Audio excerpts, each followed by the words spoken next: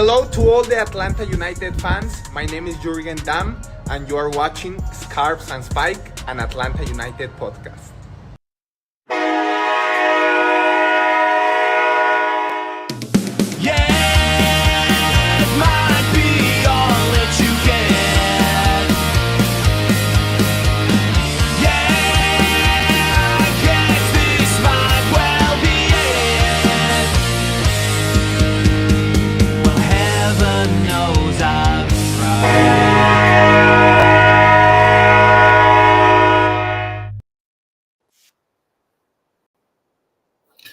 It's our Scarves and Spikes match review podcast as we look back at Atlanta United's 2-1 loss to Chicago Fire at Soldier Field in Chicago, Illinois. Sydney and Gray with you. Tommy joining us a little bit later on, but great gallery here. Making, I think this is this isn't your first appearance on the podcast. So your first appearance on the match review podcast, but it's been a while since we've had you on. How's it going? It's great. I appreciate y'all having me. I think this is my first time on a show that wasn't a Patreon recording. Oh yeah. So I'm excited to see everybody here and not have it behind a paywall. Yeah, thanks for coming by. I mean, I remember you. We interviewed you. I think it was last year around the MLS Super Draft time.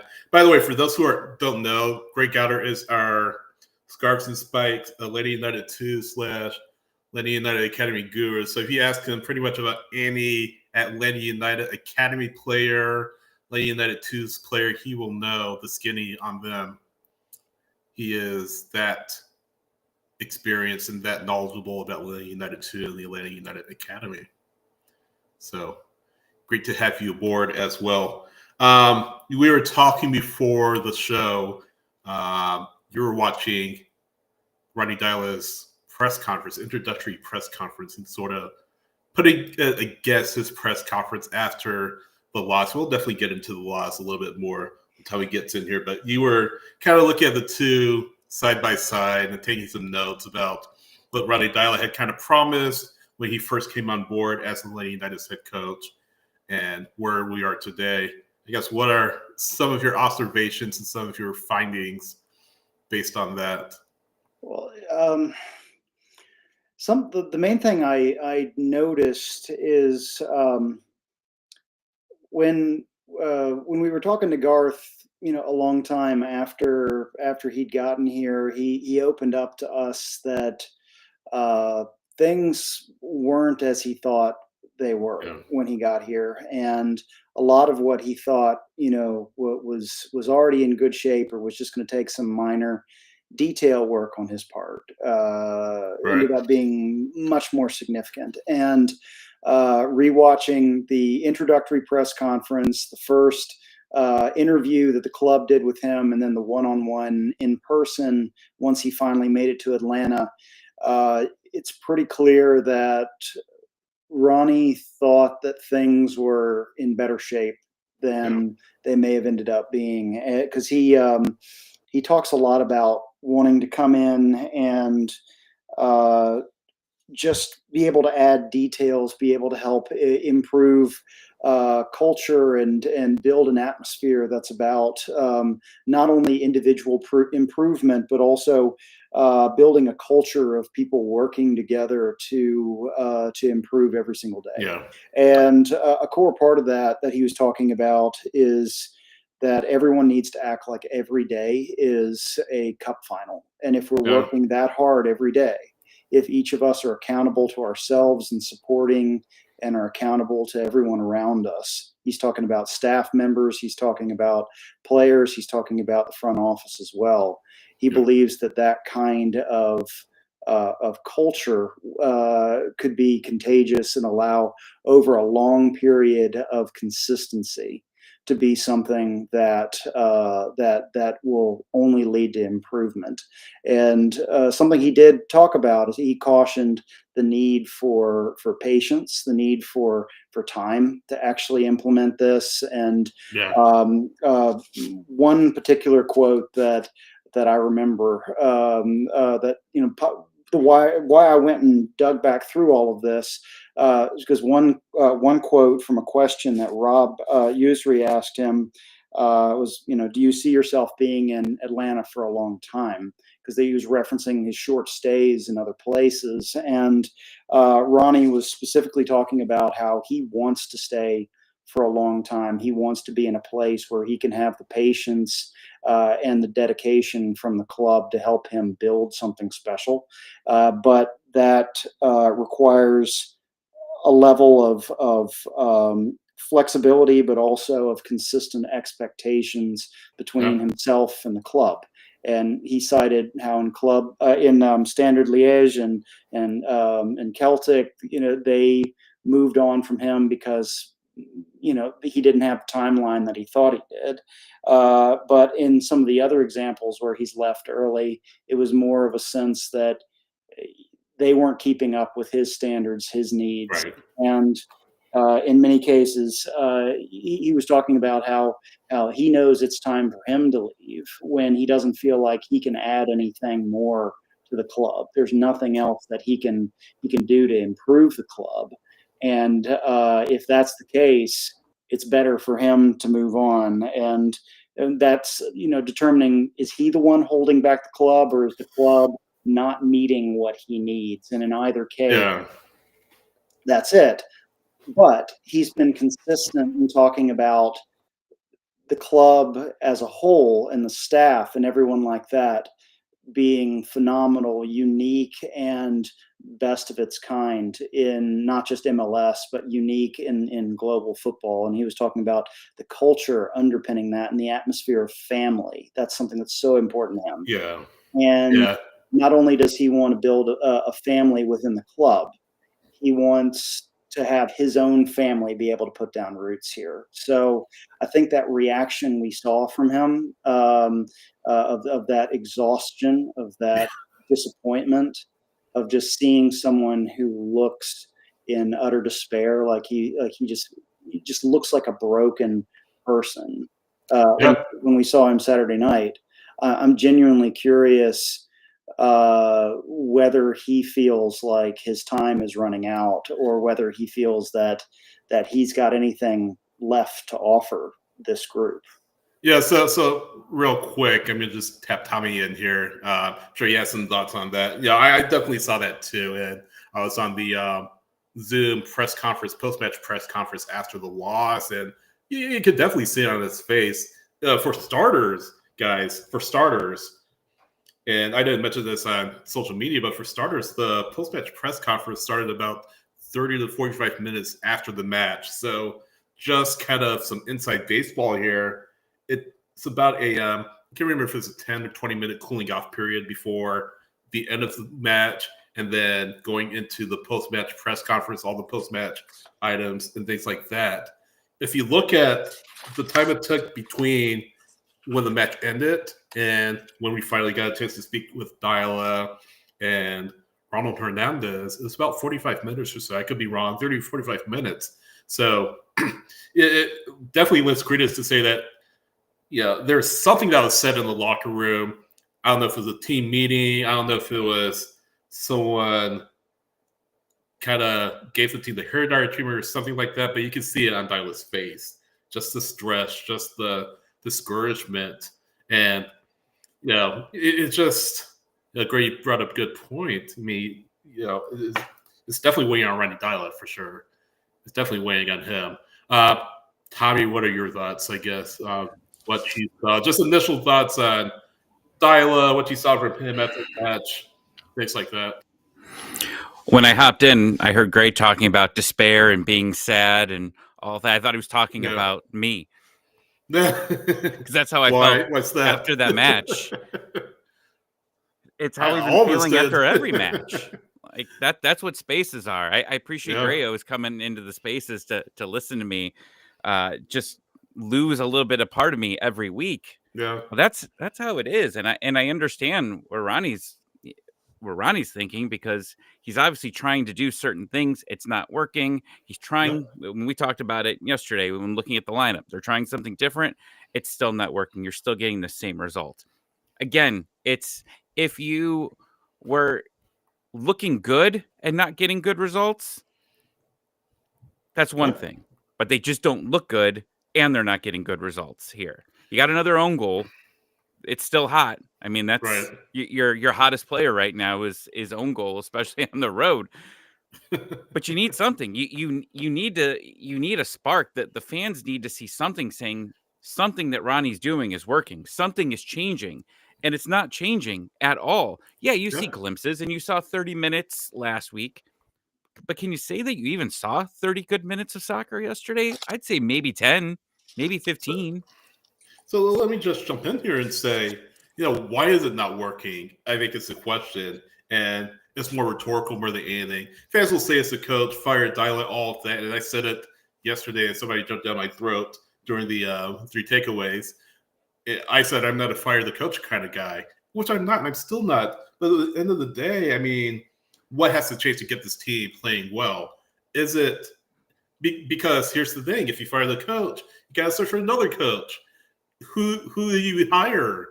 I mean, there's Jim Curtin, obviously he's available, but who do you hire? Who do you bring in? Do you want to really do another coaching search? I think this is the third coach for Atlanta United in the past 365 days. Third permanent coach, or a third temporary coach, I should say, or a third coach overall, counting Rob Valentino. Do you really want to do another coaching search? So that's just where I come out on it. I said it before, I'll say it again. I think that Garth Lagerwey will hang out to Ronnie Deila because if nothing more than, I hired this guy, I want to see how he works out. It's a massive ego hit if he fires Ronnie Deila, quote unquote, just 12 matches into the season. But do you have to swallow your pride at some point and say, hey, the guy we brought in isn't working. We need to make a change. But then, what if you bring in the next coach and the same issues happen? You fire that coach. I mean, it's just, sometimes it's not as simple as fire the coach, fire the GM, etc. You have to look at the team as a whole and say, hey, there are some deep-seated issues within this team, players especially, where they're not getting results. And you can blame Deila, you can blame anyone who want. At the end of the day, the players need to perform. They need to do what they need to do to fight for this jersey, fight for this kit, and get results. And now I've said this, I feel like it's Groundhog Day, guys. We're saying the same thing over and over and over again. Nothing's changing. It's just very frustrating. And Greg, I know you mentioned patience, but at the same time, the fans have been waiting how many years for the club to be relevant once again? So just where do you go from here? Yeah. I think that's a big issue, and I think something that we see with this roster is this is a roster that's an amalgamation of several different visions that aren't exactly meshing, and I think you're seeing the result of several attempts at rebuilds that never got their full chance to play out as well. And so I was looking at the timeline of when roster decisions happened at the end of last year, when different key figures were brought in. And Henderson really hasn't had a chance to get going yet. And I don't think the roster is something that either he or our coach has gotten a chance to have much of a say in so far, other than a tiny fraction of the roster. So to give you the specific days here, the end of roster moves were the same day that Rob Valentino was not extended, which was November 26th. They traded Tyler Wolff on December 9th. Chris Henderson was announced on December 16th. The Super Draft, Ronnie Deila, and the Cleek trade were all on December 20th. Right. And then we had Togashi, Almiron, and Latte Lath after that. Yep. So not a huge amount has really happened under this configuration of the front office, the coach, all of that. And so they're basically dealing with the hand they were dealt by Garth and Bocanegra, and by several versions of coaches who are trying to put their own stamp on this roster that Garth has been trying to move, successive waves of players out the door in their wake and try to, bring in his own vision of a veteran prime age kind of shift in culture. And so I'm really interested in seeing, like, if there's a way to get to the summer window to let Henderson work and have a shared vision with a coach through that. And hopefully that coach is someone who will be around for a little while.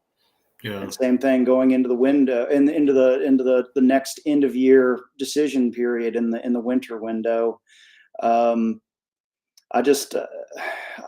think we need to have some consistency of vision for the first time since Tata was part of that team, when you had McDonough and Tata and Bocanegra as the brain trust, and we just haven't had that since 2019.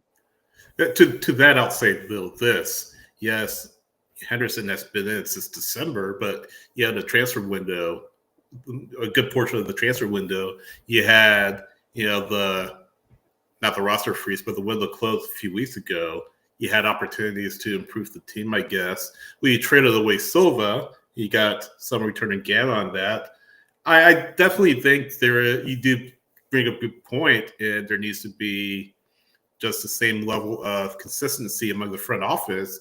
But at the same time, the club, the fans have been waiting for a winner for the better part of half a decade now. 2020 was a wash. 2021, 22.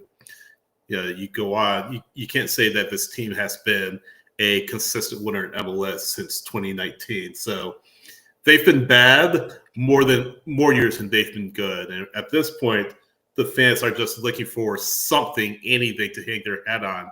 And they're not getting it. They're not doing it. I think. You did get something. You got something last year. You beat the best team in MLS history. Well, we can't ignore that. I'm talking about the whole season, though. I'm talking about the whole season. Well, you were talking about 29. You were talking about all these years. So I just wanted to clarify that you did get something. No, absolutely. You got a good month. Absolutely. Well, a month, but we look at the balance of this past few years. I mean, outside of that month, they haven't been very good. I mean, if they don't make the playoffs, we're having a totally different conversation. I hear Rob Valentino. If he doesn't, let's say Garth Lagerwey brings him in on a permanent deal, and he doesn't perform, I mean, what do you say then? Give him more time? Hindsight's 2020, right? You laugh nonstop. It would be the most insane thing that could happen. No, it's not going to happen. Well, no, I'm just saying if you brought Rob Valentino in now, that is, that's just the craziest thing. You had him there, you let him go, then you hire another guy, and then you bring him back. No, and Rob Valentino should just give a couple of middle fingers if they start calling back there, because that would be just wild to do something like that. Well, here's my point, though. Fans are saying, "Hey, we should have kept Rob Valentino. Garth should have never let him walk. Garth should have brought him back permanently." And you're basing that on a string of 4 matches, maybe, or 5 matches, I should say. Yes, you beat Miami, which absolutely, that's fantastic. That's historic. But you're bringing him in based on only that. You're bringing him in essentially on the back of an emotional high, which is a very dangerous thing. If you look at this record in the regular season, guys, it's not been very good. And let's not forget, you're a VAR call away from missing the playoffs, altogether in 2024. Yes, you beat Miami, ultimately you used to Orlando, but essentially you're asking Garth Lagerwey to make a decision based on 3 or 4 matches, which is very irresponsible. You have to take the emotion out of it and say, hey, is this coach really, is Rob Valentino, is whoever we bring in really the best we can do? All respect to Rob, I don't think he was the best Atlanta United could do. Ronnie Dylan on paper should have been a good hire. MLS Cup winner. Devil's Advocate says, hey, it was in 2020, shortened season, all of that. MLS Cup is MLS Cup. But what do you do at this point? What do you do? I mean, it's just, again, we're having the same discussion over and over again about what's going on in the field. Club can't attack. They can't score. They can't win. All of that stuff. They can't defend. It's just a lot to discuss. So in the opening press conference for Dalla, he specifically cited the culture that Rob built and how much better the team got going into the playoffs and through the playoffs as to why he believed this was a good fit and why he was excited to work with these guys. He talked about the culture. He talked about the sense of family, mutual belief, hard work, the high press and work rate, all of the things that he wanted. And so I mean, at the time, I supported the idea of letting Valentino have a chance to play, to have him let him actually work with these guys from the beginning of a season.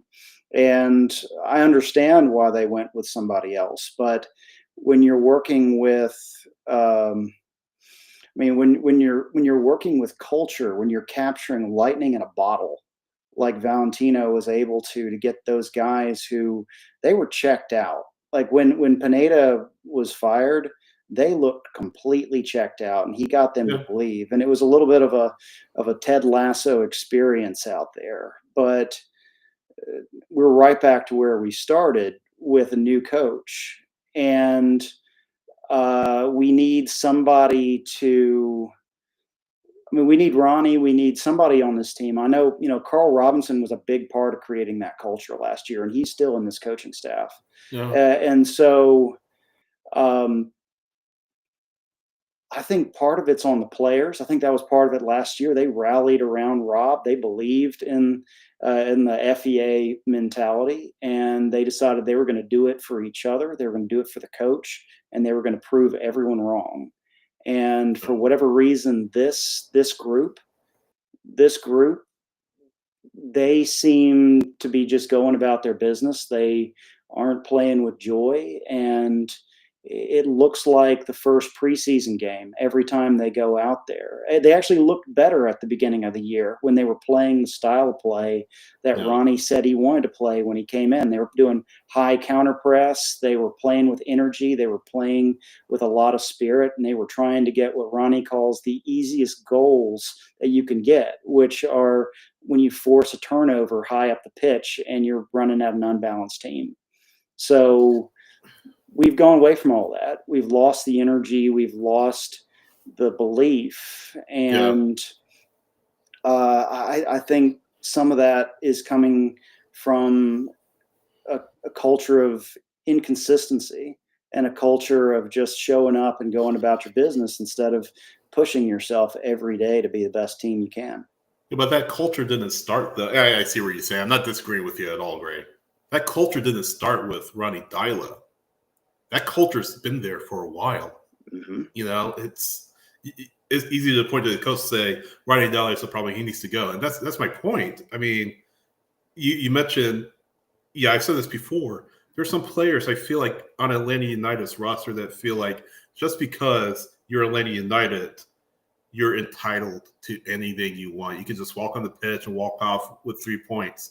No questions asked. I think players are learning that that's not the case. Players are not putting in the effort. They're not looking for solutions on the pitch. They're kind of out to perform for themselves, out for personal glory. And it's just they're not on the same page. And yes, Ronnie Dyla is there to get them on the same page, and his job as a head coach to get results out of this team. But there needs to be a level of personal accountability on this team that we're not seeing, that we haven't seen in a while outside of 2024. No, yes, Valentino helped the team get there, but Valentino's not here anymore. You have to find that within yourself. You have to rally the team around something else. And if it's one person out the door that causes you not to be able to carry on the culture that you had last year, something's seriously wrong. It's not going to be fixed by a coach. It's going to be fixed by players being accountable to each other and saying, hey, we can't take this anymore. This is Atlanta United. We want to be one of the biggest clubs in the world. We need to act like it. We need to show it each and every 90 minutes out there. Well, first off, Emilio says that Ted Lasso isn't real. He's not. But let me just say, Emilio Estevez and Gordon Bombay are the same person, and I've watched them win multiple championships. So it They could be. performed. They performed on the club level and the international level. Yeah. Gordon Bombay did. Credit to him. We've been trying to find individual people to blame for this season. It started Yeah. Marunchuk, right? Like it was like, okay, it's not working. We don't know where to put him. Every MLS announcer showing up, asking, what is he doing? What are they doing with him? Then it started saying, okay, well now it's Miguel Almiron. Like he's just drifting. He's drifting towards the center. It's his fault. Then Yeah. it's maybe the coach isn't putting them in the right position. So it's Ronnie's fault. Now we're talking about the roster. And the good news is this is a group effort. It's a group effort starting from the top at Garth Lagerwey with coaching and with the players. But the guy that's ultimately in charge of everything here is Garth Lagerwey. Yeah. And he's got a lot of tough decisions. Like it's still early, but you don't want to throw away the season. But if you want to move into the summer and make moves, you are going to have to make very bold choices.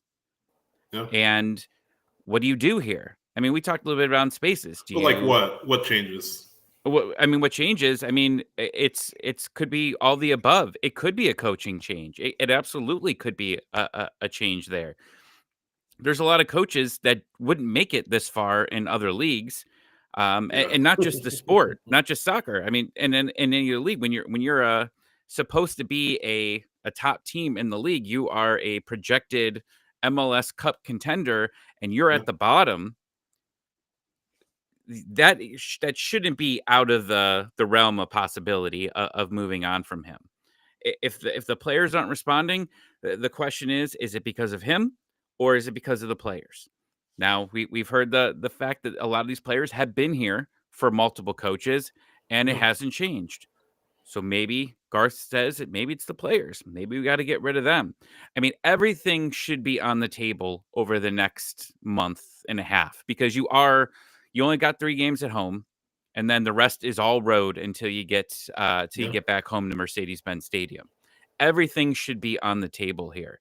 But if you do go into the summer, you don't have a ton of room. You've got the U22 spots, and Gray knows more about this than me, but just going off on my head, you've got the U22s. You might be able to add a player, but you're also going to need to subtract players if you're really going to go bold. So do you just because I mean, look, Runchuk is we've seen him for a while now, and just things haven't been working out here. You can't get rid of Miguel Almiron. You can't get rid of Latte Lath. They just came here. That would be absolutely crazy. And when you bring Miguel Almiron back home, you can't get rid of him. You just can't. Like that would just be like you knew what you were doing when you brought him in. If this was a failure, you couldn't get rid of him because that's just the worst possible look that you could do here. But sorry. Well, hold on. Give me a second here. Let me click for 30 seconds. But you need to. I mean, if that's a thing, then you might have to move on from him, and you could take a loss. Could you use your buyout on a player to open things up? Could you do some trades? You could do a lot of things here to be able to eventually make a change here. Yeah. But the question is, how big do you want to go with these changes now, or do you want to slow roll it? Do you want to slow roll it all the way until next season? You can do that, but there's huge consequences that when you do that. And the consequences is what we saw last summer when Mercedes-Benz Stadium slowly started having more and more empty seats in there. The fans were getting rid of their tickets. That was also because of the price increase. We won't ignore that part, but it was a combination of the price increase and the performance of the club. And then you also have a couple other things like that you could run into. I mean, like your fans are getting they're running away and they're not becoming interested. You sell a lot of merch. Your merch sales definitely go down when the team's performance goes down. And all fans wonder is, where is everyone? What are they doing here? And you haven't heard a lot from the club. Now, I understand that Garth Lagerwey said something on the pregame show. I did not get an opportunity, and unfortunately, that is not anywhere on 92.9 to go listen to. But you need to talk to the fans. And again, like people responded back to me yesterday on Space, like, what do you want to say? What do you want him to say? We're working on it. Like that's and like, what else can you say? Well, why does he need to say it? But you still want to hear something, that they just don't go radio silent, because when you go radio silent, the fans just go, they're doing nothing. And I know they're not doing anything, but that's what that's what fans think of when they hear radio silence. You don't have to be on every week on 92.9 The Game saying things like, everybody knows that you suck right now, so you don't have to be on there all the time. But just making some quick things like, yeah, we know, we're working on it, something just to let people know that you're working on it. I mean, they already know you're working on it. Like, what else? What else can you say though? I mean, fans want to hear we're working. They haven't said anything. I mean, I didn't hear again. I didn't hear what they said, but there's not a lot of people that go and listen to the pregame show on there. At least when they're on other radio stations, you could pull up the podcast. Whenever Garth Lagerwey's on there, I share the hell out of that, because he always gives you some very interesting things. Like if you listen to Garth talk, it's not there's always one nugget in his thing that you could listen to and say, okay, this might be what he's thinking here. But when you have nothing and you can't pull it and share it with the world, then people don't know that he's there. So what outside of we're working on it? Because if he says we're working on it, fans are going to be like, well, if you want to work on it, fire Diala, fire John Inspector, fire whoever is your scapegoat of the week. I mean, it has to be substance to what he's saying, and fans just want somebody to blame, and you're absolutely right. Fans want somebody to blame, and right now it's starting to be Garth Lagerwey. I think it's a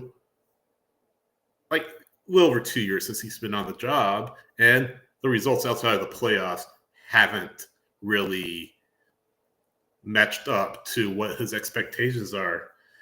You're not at the point where you fire him. You're nowhere near that. But when you say everything is on the, say it again. Did you say Garth Lagerwey's not, or is that who you're talking about for getting fired? Yeah, nowhere near. Oh, well, his job really isn't. I mean, look, he was a big part of the decisions of the players he brought in. He was working in hand with Carlos. You have to figure at least he was working in hand.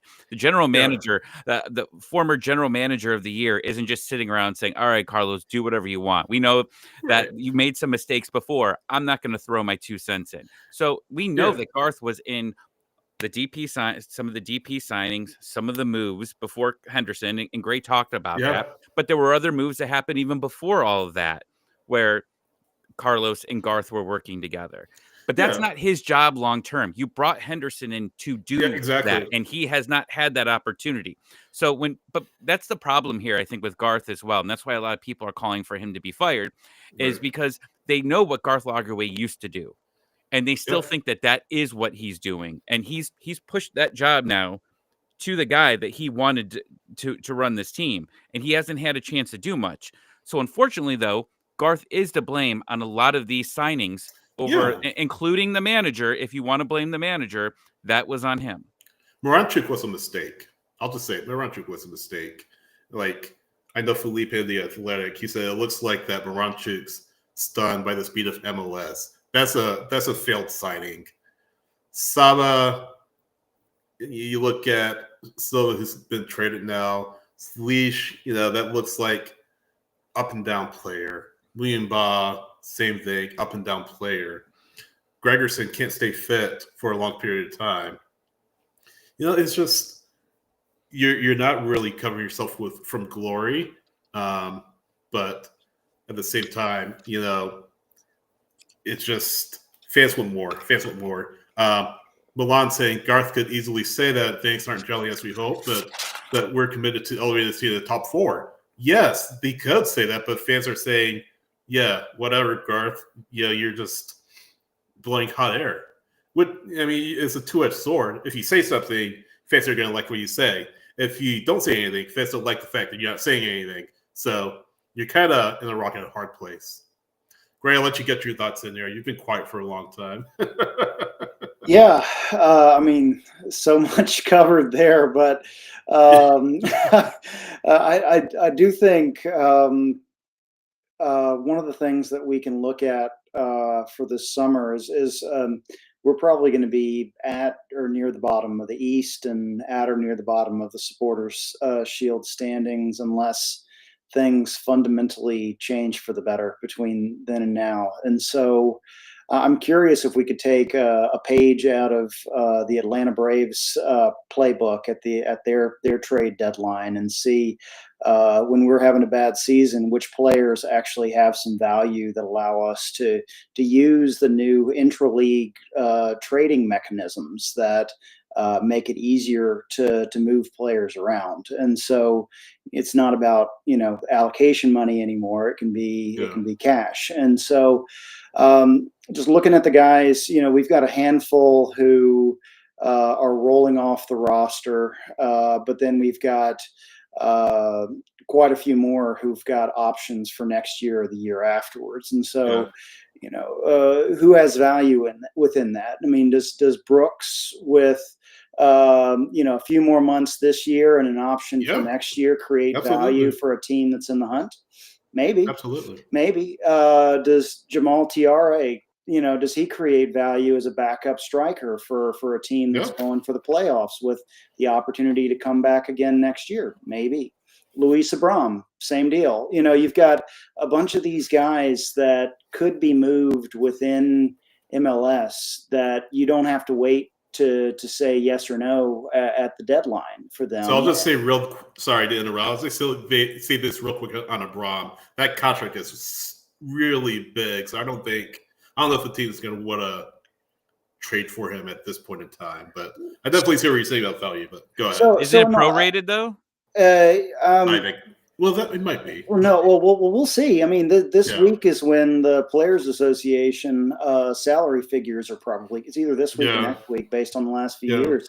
So we'll get a good sense as to how hard it is to move these guys by the time that salary figure comes out.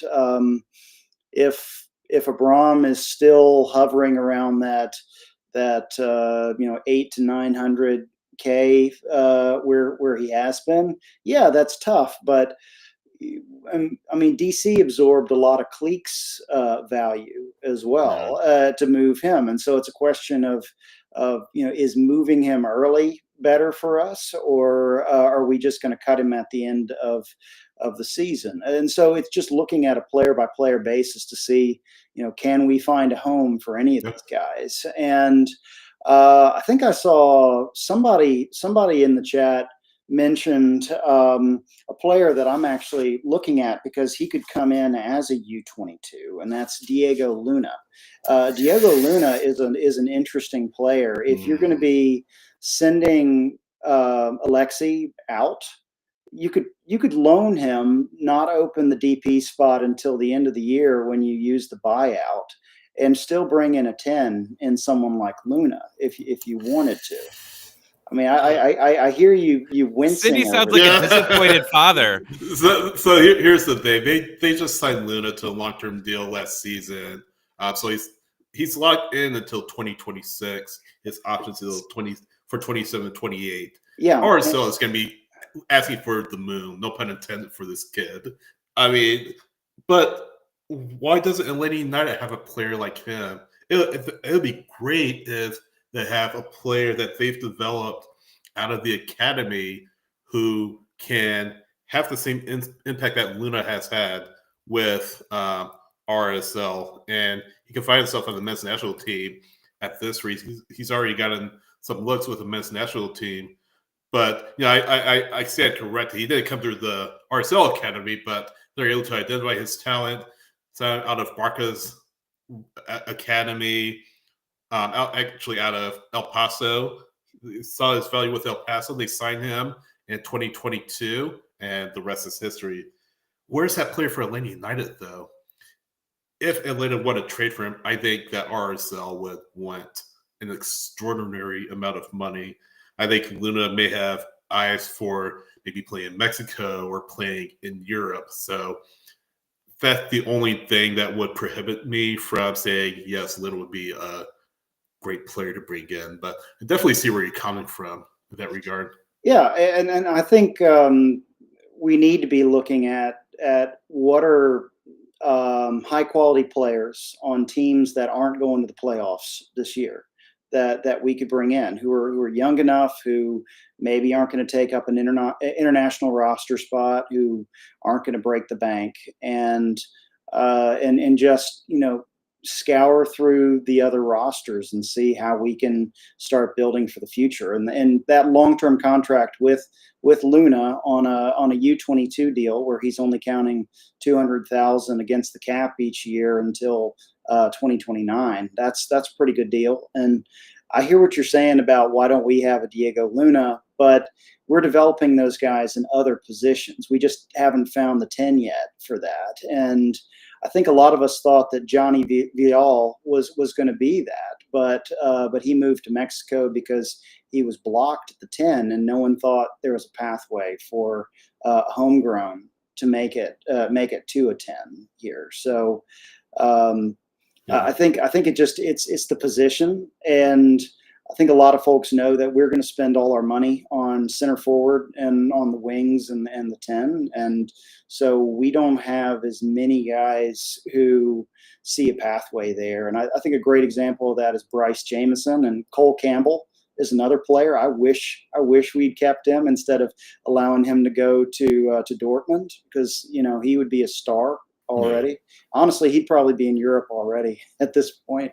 But we do have these guys who are coming through the academy. We just have to make sure that they've got a pathway, or feel like they've got a pathway there. And luckily, we've been able to keep Fortune. Luckily, Cobb is still here because he could be a long-term player for us. And we've been extremely lucky in being able to produce multiple high-quality left backs at this point as well.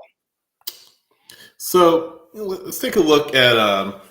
Obviously, that's a lot to discuss, and I'm sure we'll have more discussions as the summer window draws closer. Quickly, maybe just talk about a little bit about Chicago. I mean, obviously, own goal had another appearance, and that's 4 or 5 own goals this season, guys. Fact check me on that. Is that 4 goals, 5 own goals? How many? 3? Is it 3? Could be 4. 3. Yeah. Cincinnati, the one at home. And then Saba caused 2 of them, and then that one. The one against Chicago. Right. So, I mean, you're not attacking. I mean, I'll say this. You defended the lead or the deficit, or against the deficit, pretty well. So it's like a lot of last-ditch defending. You get the own goal, but there's that one moment. How many times we mentioned that one moment where Atlanta United's defense breaks down and Chicago scores is 2-1. Williams almost equalizes it at the death, and that ball hitting the post pretty much encapsulates this lengthy losing streak, or this winless skid for Atlanta United. So I want to walk you guys through the next 4 matches and just quickly let me know when. Well, hold on a second. You wanted to talk about Chicago real quick. I just want to give Runchuck the award. Oh my gosh. The award for playing hacky sack with your hands. Or juggling, whatever you want to call there. Gosh. That was terrible. I think the guy said, he's like, I think that was a double handball there. he made sure that Spala saw him the second time. You go big or you go home with Atlanta United. That you go big, and he went big on that one. He went big. Once that happened, it was like this is not their day. And Gray, you might know, I was making the jokes on Spaces yesterday. It was their last home win since September? Was that what they said? Something outrageous like that. Yeah, I think you're right. Oh, it's always Atlanta. Yeah. Like whenever you watch the NFL and you watch a Falcons game, they will have at least one stat that they'll tell you in a Falcons game that is the most like thing that just makes you say, why am I even spending my time watching it? And now that's becoming Atlanta United. But that was the perfect thing. Because soon as they tied it, they go, oh no, Chicago's not going to get their first win. Right. Just keep watching. Just keep watching. It's coming. Stay tuned. there's this terminology, Spurs fans and Joe Patrick, I don't know if he's watching or is going to be listening, but there's this phrase, Dr. Tottenham. It's this phenomenon that every time a team is struggling in form, they play Atlanta and they get better. So I feel like we're in the Dr. Atlanta phase right now. Certainly because Chicago coming in winless in their past 6 matches before the win, and winless at Soldier Field. They had beaten Detroit City at SeatGeek Stadium in Bridgeview. So their first MLS win at home this season. But I kind of did this the other day, or after the match. I want to do it again today. So if you look at Atlanta United's next matches, at Austin on Wednesday. Why do you do this to yourself? Well, hold on. Well, I just want us to walk through this exercise together. It's a bit cathartic, but we can get through it together. So you have Austin FC on Wednesday. You have the Philadelphia. I'm sorry, not the Philadelphia Union. I got to check my facts here. It is the Philadelphia Union, isn't it? That they play on Saturday. Yes, it is. So Austin FC on Wednesday. The Union back home at Saturday. Cincinnati on the 25th, a Sunday night match. Jake Zeb and Taylor Twellman will be calling that one. Another season pass, I'm sure. And then May 28th, Wednesday against Orlando City. So let's walk one by one. Austin losing against FC Cincinnati last week. Austin, win, lose, or draw, guys. Great. Oh God. Yeah, I think Vasquez scores at least 1 goal with John Gallagher assisting on at least one of them. God. Yeah, Don't do this to us. Great. Owen Wolf plays out of his freaking mind, and we just get run over in the midfield, and somebody gets dunked on by Vasquez. Yeah, no, we're not winning until after the international break. Oh, so you're spoilers. You just broke the game. Hold on. So it's a loss. You're saying it's a loss against Austin, all right? Yeah, I don't see us winning in this 3-game stretch that we're in right now. You're not playing the game right. You're not playing the game right. Let him play his evil games. Yeah. Let him make our lives miserable right now. That's what he's trying to do. Let him complete this goal. He's having a great Mother's Day until Sydney wanted to play this damn game. I will be delighted if we come out of Austin with any points. I feel like it would be too. Tommy, win, lose, or draw against Austin. I'm not playing your game, clown. That's not what we're doing. Say something. We got rolled over in Chicago. Do they win any of the next 4 matches? No, I'm going to stay up late on a Wednesday night and be upset on Thursday. I know what's happening. But guys, that's a scary. My point is that's a scary prospect. You could be getting to March 28th or March 28th. Hopefully not that long. May 28th, March 28th, 2026. You could be getting May 28th when you play Orlando City and you still haven't won a match. You'll be looking at 10 winless results on the bounce. I mean, that's frightening when you look at this away stretch they have coming up right after that. You have Red Bulls away, you have NYC away, Columbus, Miami, DC, Toronto. Those are your 6 matches away from the beds. It's just, where do you see a win for this team? Maybe TFC, maybe New York City FC, maybe DC. I don't know. It's just it's just frightening to look at the schedule to see Atlanta United could be at least 10 winless and all but out of the playoff race by the end of May. I mean, if you had said that at the beginning of the season, no one would think you had any shred of sanity in your mind. Tommy, what does the 8 ball say? It says unlikely. Unlikely what? That's actually what it said. Unlikely what? That'll be 10 winless in a row? Unlikely of a win that can happen here. Oh boy. Break the 8 ball, throw it out in the trash. I don't believe this stuff anyway. Well, we looked at this a while ago. I agree with Emilio. Like right at the end, I think it's the last 2 games of the road trip, DC and Toronto. However, Toronto didn't look too bad yesterday against DC. Well, I mean, look at who they're playing, though. I mean, Benteke, he was held off the board. Yeah. They had So like is the no rest of the shots, I team. think, in the first half at all. It was But Tenke's kind of like, is their boring game. team. He is. I love watching that guy. Except when you bet on him to score a goal. Yeah. Did you bet on him? Yeah. It figures. So Yeah. not only Atlanta United lost, but you lost money.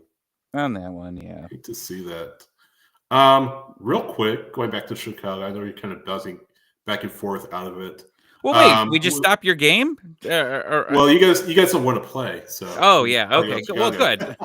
You guys have made your voices known. I just wanted to make sure you forfeited the game. Just get it on the board. The game was there, but you forfeited. Gray and I win. So I pulled up FOTMob. Guess who had the highest rating on FOTMob from Saturday? Well, we talked about this on Spaces, so we know this answer. So you can give the answer away. It's Brad Guzan. He had 8.0. Derek Williams had 7.8. Abram, Almiron, Cleek, and Fortune all had 6.8s. Latte Lot 6.7. Moranchuk had a 6.4. Matt Edwards had a 6. Matt Edwards had a 6. It was 6s across the board for I think the rest of the Pretty team. Pretty much. Lena had a 6.2. So, yikes. Not good. Not good.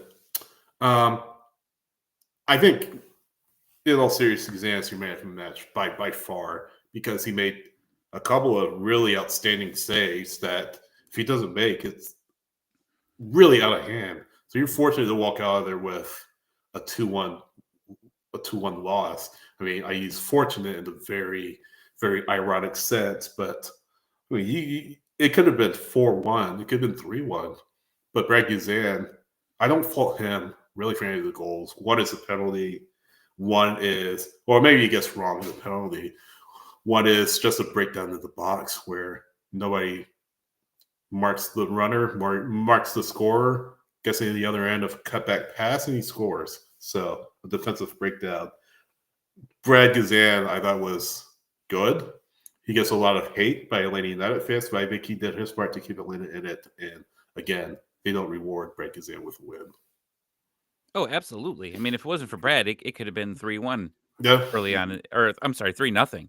But before the own goal, I mean, he's been doing a good job this season.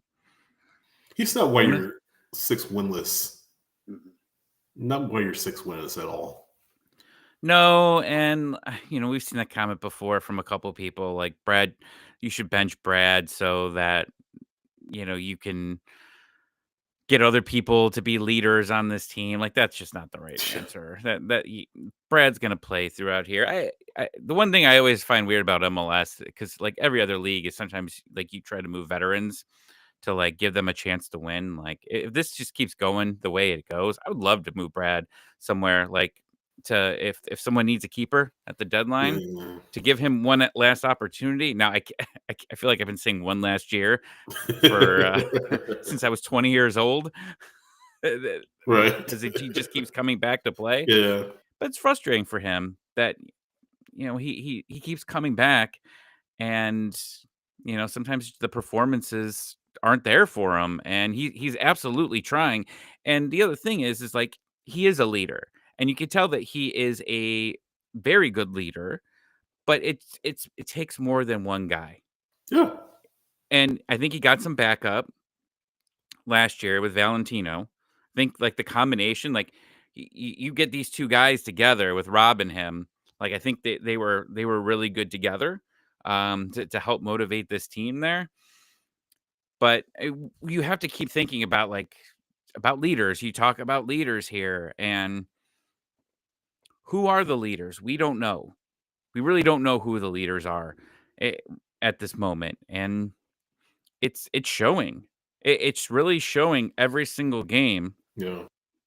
That these guys don't know what they're doing. There's no one really leading the way here. Like you see Latte Loth. I mean, he stuck up for his guys here. But he's obviously, and maybe that's more sticking up for his guys or more just frustration that he came here to score goals, and he hasn't been getting the opportunities for it. Like that, what I assumed Latte Loth was coming into here, I feel like we're not using him the correct way at all. Like he's not playing what he wants to play here. And that's got to be a combination of coaching and a combination of what you have right now, unfortunately. And the question is does he start getting frustrated? Does he start trying to get his way out here? Again, it's early. Yeah. But he could make some more money somewhere else, maybe at some point. He's not going to Manchester United, Tommy. Get over it. Dude, I'll take any after today. Yeah. I mean, they're in the Europa League finals, so give them credit. They're gonna get wrecked. They're gonna get wrecked. They haven't beat a Premier League team since Chicago has won a home playoff or a home game before this one. I mean, it is Spurs, so you never know. But real quick, what did you guys think of the lineup? Gray, what did you make of the lineup when you saw it? Tommy, we talked about it before the match, but what did you make of it? It was a choice, that's for sure. I mean, he's trying new things. One of the things that we keep coming back to those conversations that he was having with media and with the team at the beginning of his tenure here, and he was talking about the need to get players in their best skill positions on the pitch in order to do that, and then said we need to develop an offense through clear tasks and repetition is what he said. And we haven't had consistent reps for the same guys together out there, unfortunately, and it doesn't seem like players are being used in their best skill positions consistently either. So I think a lot of us have been concerned by or a little confused by the lineup choices that we've seen, and I think we've also been concerned by the fitness and availability of a lot of players as well, and being able to keep that consistency on the field. So I think a lot of it's just trying to see, what'll fit. And I think in the post game, he was talking about the need to try to absorb Chicago a bit more in a defensive shape, and how it just didn't work. And that's why they switched to 4 at the back to try to find a goal. Yeah. Tommy, what did you think? I know we talked about it before the match, but I mean, when you saw it in action, what did you feel about different. The same. I mean, it ended up just looking the same from where you were. Yeah. I do want to point out there was a comment here about Latte Loth. There was a really good part right early on in the game where Latte Loth was running and just way too hard. You could tell Latte Loth was extremely upset. Like that would have been a very good opportunity for him there, and unfortunately, it was just too hard of a pass. I feel like that's the thing. Just too hard. It's a little high over the attacker. I feel like it's just the same thing. I mean, there are a couple of moments. I won't say there were any moments throughout the match. You mentioned it, Tommy, but we're not seeing enough of them. And when we do see them, they're not connecting. And now you go to Austin on Wednesday. Austin's kind of on shaky ground over the past few weeks. And I don't know what else to say at this point. I mean, you can just hope you don't lose. I mean, I feel like a draw at this point would be a boost, but at the end of the day, a draw doesn't help you really in the standings. Come out of there with something. Saba better start in this game. I'm getting very frustrated because he is the guy that I keep saying it, but like he's the guy that gives 110% every time he's out there. And we when we talked about in the lineups, was Saba not starting because they knew they had a midweek game, so they weren't trying to play him all this one, so he could come in and be a sub later and then start the next game and reverse if they were sticking with the same formation. Was that the idea? But if I'm Yep. Saba, I'm getting very frustrated because you're not being Yeah. able to play the time that you want to. I mean, look at that home game against New England where he got subbed off at half because they needed to change formation there. Like, obviously he's got to be frustrated because he you talk about a guy that loves this team, the guy that gives 110%, that is Saba, and he's not being able to play the entire time. He was one of your MVPs last season. I know there wasn't a lot of, value in last season, but there were points and he was one of your best guys and he hasn't scored a goal yet. That is absolutely an issue that he has not been able to score. And I don't think all of it is his fault. He got forced over to the left. That didn't work. And you can't get all these other guys together. I'm not saying the whole puzzle piece thing ever again because I'm sick of saying the stupid puzzle piece reference that I have there. But it's just not working for Saba. And if I'm him, I'm pissed off Yep. because you're not getting the time to play. You're not being able to play the position you want to play. He was here first. Is that cool? I was here first. I get to play the Right. position that I want to because everybody knows that he's not good on the left. And it's not a hit at Saba. It's just Yeah. that's where he belongs. Yeah. He belongs there. He's comfortable there. When you move him there, he's going to be able to create chances. And Yeah. he's not creating chances. Saba better start on Wednesday.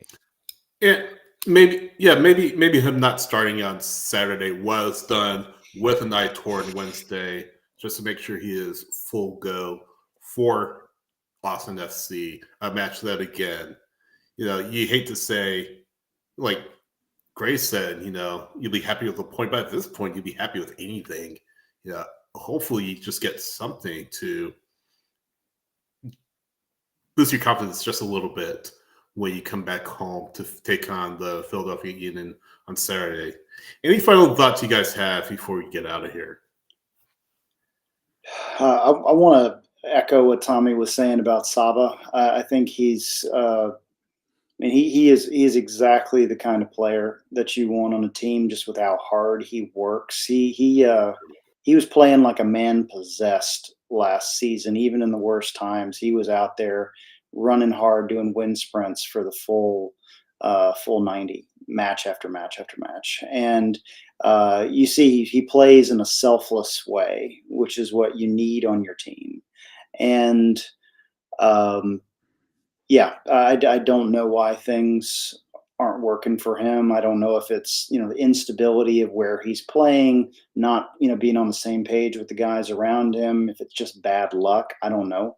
But he's a player that deserves every opportunity to find his form again, because he's working extra hard in training, trying to get out of this funk.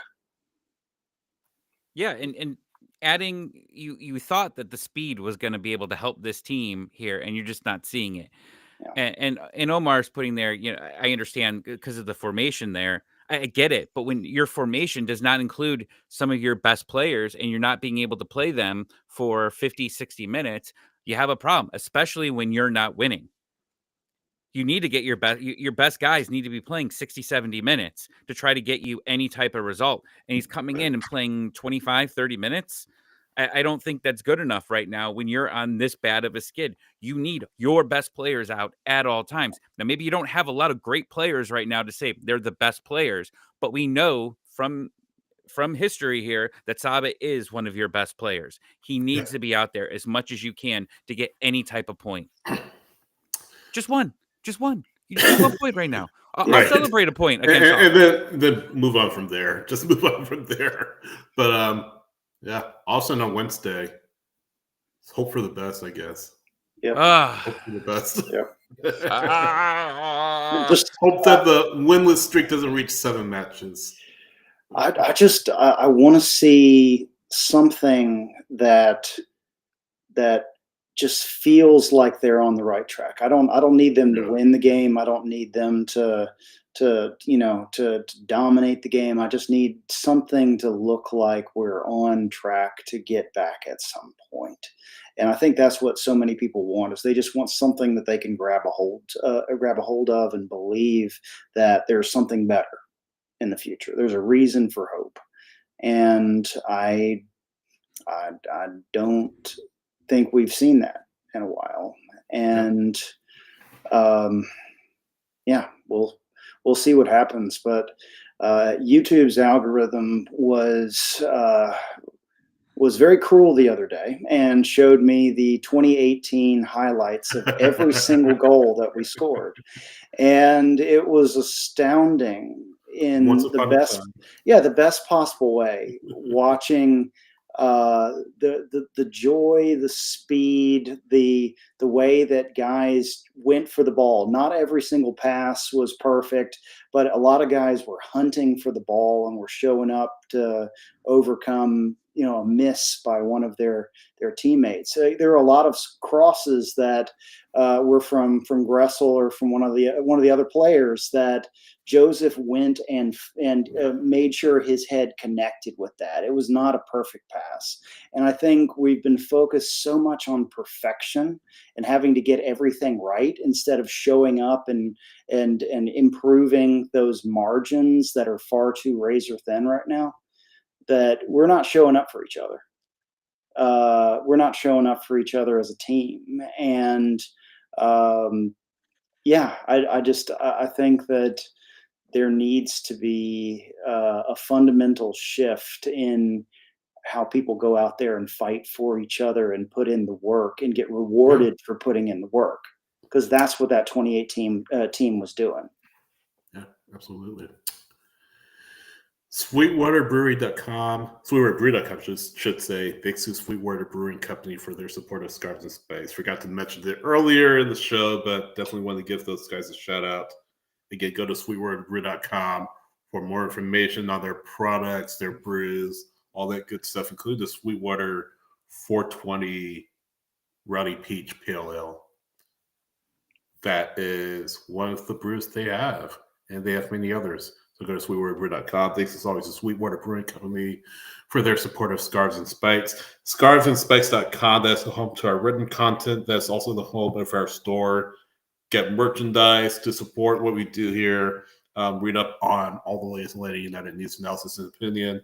Patreon.com/Scarves and Spikes. Gets the access to our Discord starting at $1.50 a month. Also, other benefits, including coming soon, a LA United 2 podcast with Greg Gowder. We are going to be recording with him soon. We're working on it. We'll get him in soon to talk about the twos, the academy, whatever is on his mind. We're doing a watch along on Wednesday, potentially for the Austin match. So sign up for Patreon, patreon.com/Scarves and Spikes. That helps us cover the team. That helps us do a lot of great things. So we really do appreciate it. You might need some Sweetwater IPA on Wednesday. You might need it. Depending on how the match goes. Go get a 6-pack of Sweetwater IPA, bring it home, log on to Zoom, watch the game with us. On the road. Misery loves company. No road pops. You don't want to have any road pops on the way home. Bring it home, log on to Zoom, watch it with us, and let's hope that the hangover on Thursday is at least a winning hangover and not why do I keep doing this hangover? Well, some people have to work on Thursday, so I've been hungover. I mean, on days that begin with M, T, W. Oh, that's another T and an F. Yeah, I've been hungover on all those days, so you could survive. I'm sure you have. Well, thanks for joining us, everybody. Really do appreciate it. LA United's not been winning lately, but we'll be here regardless of.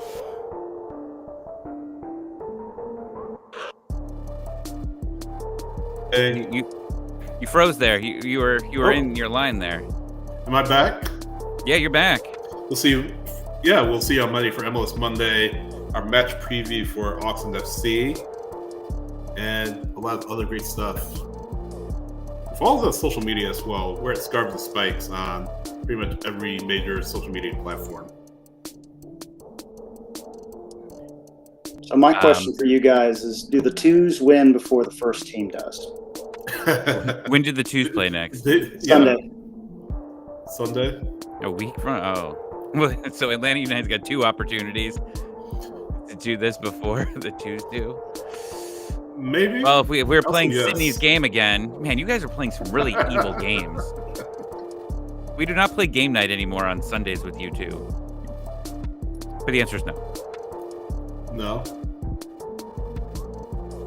Oh, I mean, yes.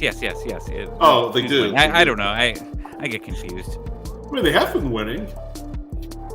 Yeah, Water gets Hughes will win. penalties. Greg, what do you think? We'll see. Aw, come on. Happy Mother's Okay, Day. yes or no? Dude, every time you ask me a question, I just answer lose. That's the question that, like, every time someone's like, "Hey, Tommy, what lose?" Right.